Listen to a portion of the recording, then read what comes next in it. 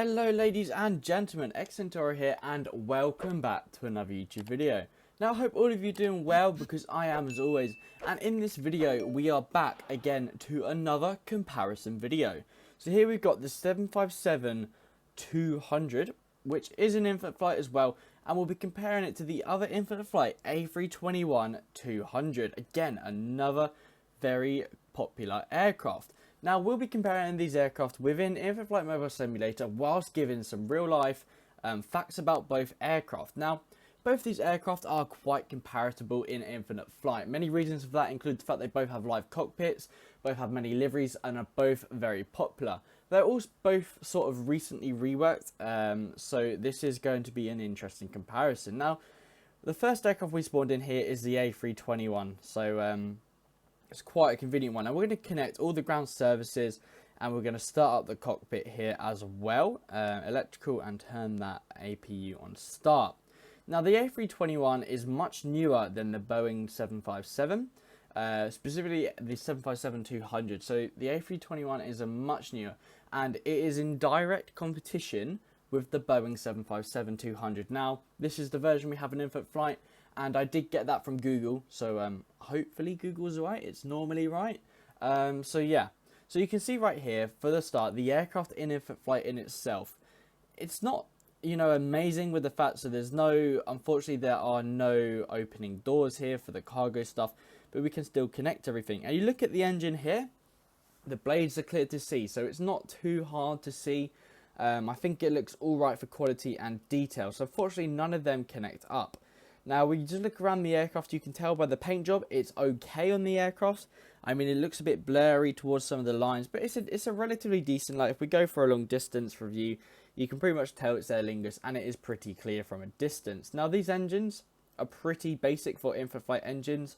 I mean, it's sort of just there, chilling. But I think it's a cool design. Now, what we also need to look about other these aircraft is also their physics. So we'll get to the aircraft physics in a little bit. But let's just see what the interior of this aircraft looks like, shall we? So we're just going to come up here through the door, and hang on a second. There is no interior. So the A321 is severely lacking in some stuff that the 757 is, and that you'll see in a minute. But we'll just head into the cockpit that's all live. Now, this cockpit unfortunately does not have any working buttons last time I checked, which was literally in the last video. So you can see that none of the buttons unfortunately in this cockpit move. However, I believe down here, it is interchangeable and it does work with the screen, so that is a great thing to be seeing as well. And that is not the time at UTC right now. That's really weird. It doesn't matter. So we are again. So there are a few as well, some really cool little Easter egg things like the Pepsi bottle. I love the Pepsi bottles in infant flight. I think they're cool. I don't personally drink Pepsi at the moment, but you know, I'm more of a water guy. But yeah. So the cockpit here, we got a 3D cockpit. I mean, we've got the working throttle, we got the flap things, which you can see come back there. Unfortunately, the brakes don't really work there, the speed brakes, so that's a bit upsetting. Hopefully one day it'll work in flight. But you can see that the flaps going in and out as well. On the exterior of the aircraft, they look relatively realistic, coming all the way down. They don't come down too quick. Unfortunately, we can't get the spoilers up unless we put the flight ones up, because we're not on the runway. But you can see that they all come up and down. And I think the animations itself look pretty good. So let's just see how easy it is to land this lovely aircraft. So we'll use HUD mode, because that's what we usually use. And here we go. Trying to record with a headache is not a good idea, people. Yeah, if you ever want to record a video, do not do it with a big headache, as long as it doesn't turn into a migraine. So it's a bit wobbly. I think the winds here must be a bit off or something. We'll do it. Try that again. Yeah, the winds are a bit off here, unfortunately, but that's alright. We'll figure it out in a cheeky crosswind landing, why not? So the aircraft itself, it's quite nice to control. It's not too hard to control. We're just going to come in here and just literally kiss that ground, hopefully. There we go. Or we couldn't hold the flare up. But again, you can see that it's a nice aircraft to land. So we're just going to short final though and blast it into the air quickly. Bring our flaps up, and we're just going to look at the gear transition. You can see that the gear transition there, it's nice, it's good. It's quite fast. I don't know if it's faster than the real life transition there. I couldn't tell you, to be honest. But it's a cool little thing, and you can see the, oh okay, I don't know whether this is quite realistic physics, having an inverted A3, oh, we're going to crash. Okay. Well, I suppose that's time to move on to the 757 then. So you can see there the physics were pretty alright with the A321, and there are many, many liveries here we can choose from, going from Turkish Airlines, Thomas Cook for holiday flights, Delta for United States Finnair, Eva Air, the Etihad. I love the Etihad livery there on the 2015 one. Not as good as that one, unfortunately, but that's a great livery there. So, the 757, definitely, potentially more liveries actually than the A321. I'm going to say it's similar. I think they're pretty much tied for livery options here, actually, now I think about it. We'll head in the United Airlines livery, perhaps, or actually, I know what airline. Well, let's use it. We used Air Baltic last video, so I think we will have to be using the Dutch Bird livery. Looks quite good. Let's use Dutch Bird, shall we? Spent half this video deciding what livery to use. So, the 757 in infinite flight is a really good aircraft. Now, in real life, the 757 is literally better in many aspects. So when we look at the length of the aircraft, it's long. The 757 is longer. It's got a bigger wingspan, bigger wing area, bigger height. Both have the same amount of engines, obviously. None of these are tri-jets or quad-jets. They're all dual. And also, thrust per engine. The 757 has greater thrust. It's got better total thrust. It's got a higher maximum takeoff weight.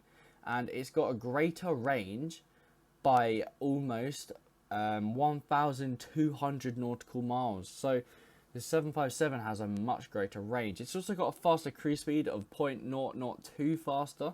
So Mach 0.8 is the cruise speed of this.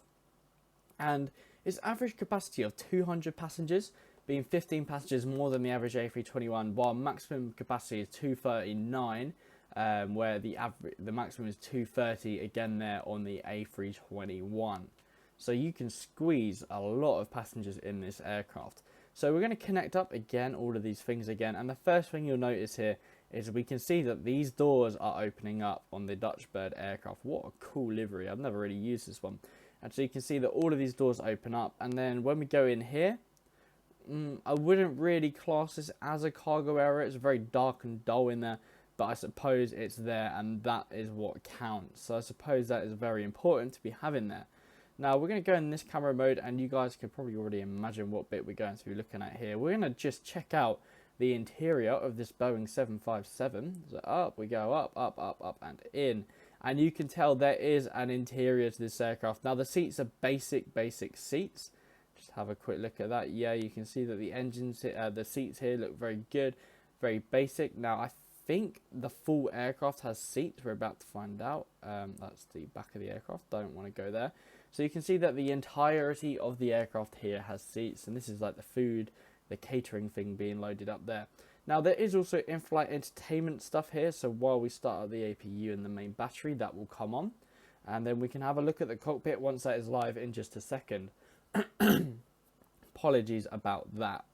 So the 757 in itself, it's got a great interior in flight, and you can see up here that the in-flight entertainment screen has loaded. It says welcome aboard, enjoy your flight.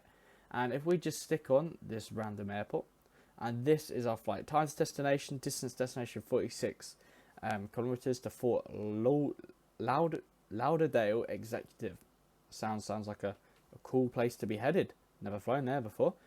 So you can see here that the aircraft itself is very good. And we're going to bump into the cockpit right now, which should now be live for us. And this cockpit is definitely better than the A321 cockpit. Now we're going to see some buttons move here now, hopefully. You can see that the little lights here for the strobes and beacon, the landing lights as well are moving there. You can see in the middle of the screen. Now there are also seatbelt things which move, which is one of these there. You can see them too moving. So we do have pretty much not an interactive cockpit, but a cockpit with working buttons and moving buttons, which I think is really cool. Also, all of these work obviously, and the flaps go up and down pretty quick. Now, while it is worth noting that this cockpit again looks really cool, personally I think some of the Airbus cockpits are a bit more user friendly and a little bit nicer. Now we're going to look out here, see how quickly those flaps come down, and you can see that they come down much slower than the flaps on the A321. Now of course it's an older aircraft, and this might be down to the aircraft designs. Like the A321 flaps might actually come down that fast. I do not actually know. But we are just seeing here as they slowly come down. I will just get the spoilers up, why not? We'll put them in flight mode.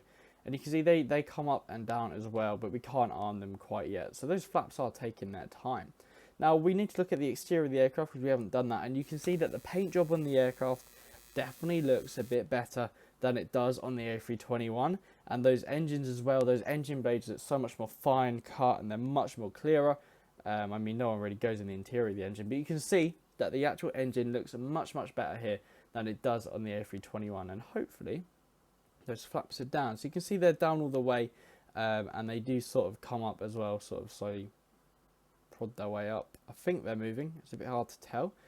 So we're going to put our spoilers down as well, so you can see that whilst all of this does work, it's a pretty cool thing to have there. Now we need to land this aircraft now, and I don't know, it's easier to get a smoother landing again because it's just the way the gear are, and you can see that on our first attempt here already we're coming in a little bit nicer than the A321. Personally, I like flying the A321 just because of it's more of a short haul aircraft compared to the 757. However, for transatlantic flights, the 757 is perfect. So we are going in a bit too fast now, I think. There we go, we've landed. So that is pretty cool. Now we're going to also just do a short final one here as well. And we're just going to see how well nicely that gear comes up. You can see that the gear again comes up fast. Maybe they do come up this fast in real life, but the aircraft itself is much harder to turn and all this stuff. So I think it's a little bit more realistic, the physics on this aircraft. I mean, I can't get us inverted by the looks of that, and we're probably going to crash again. Not what we wanted. Oh, we've avoided it. We've figured it out. So, in my opinion, if I could choose an aircraft, one to be better than the other, the 757 would be the choice in infinite flight. I think it's the better aircraft. Again, it was being reworked more recently. We can see here 2020 was that, and the A321 must have been 2015. That can't be right. The live cockpit came in a little bit later. They haven't changed that. Kind of cheeky, but yeah. 757 would be my aircraft of choice.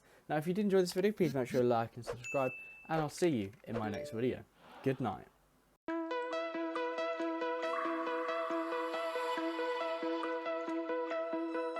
Find your way.